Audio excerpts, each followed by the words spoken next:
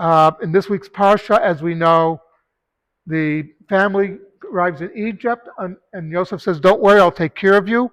And one of the things he does is he has them settle in the land of Goshen, away from the population center. And the official reason he gives to Paro for this, he gets special permission. He says, "Listen, my family, they're shepherds, and you guys don't like shepherds. You're farmers.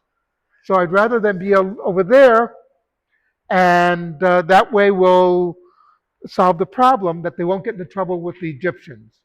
The real reason, that was not the real reason. That was what he gave to Pharaoh because he had to get the job done. The real reason is he was afraid of assimilation. One of the things, if you notice the Abraham and Yitzhak basically made sure the next generation did not marry the women of Canaan. Yaakov, on the other hand, all his sons married Canaanite women.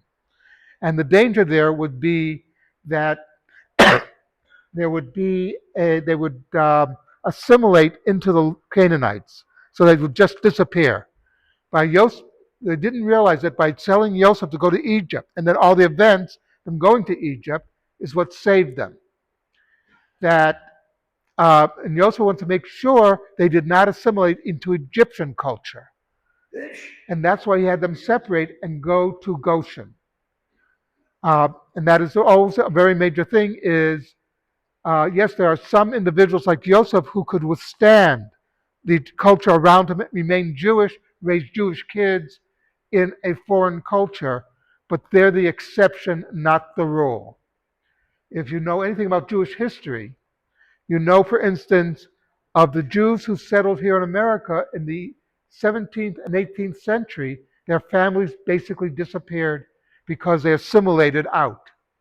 I once gave a tour in Sfat to descendants of Rabbi Yosef Karo.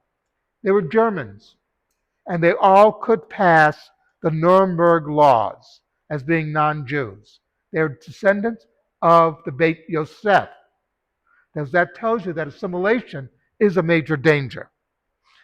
That's why Yosef has them separated to make sure they maintain their Yiddishkeit, that they remain Jewish, and that the generations will succeed.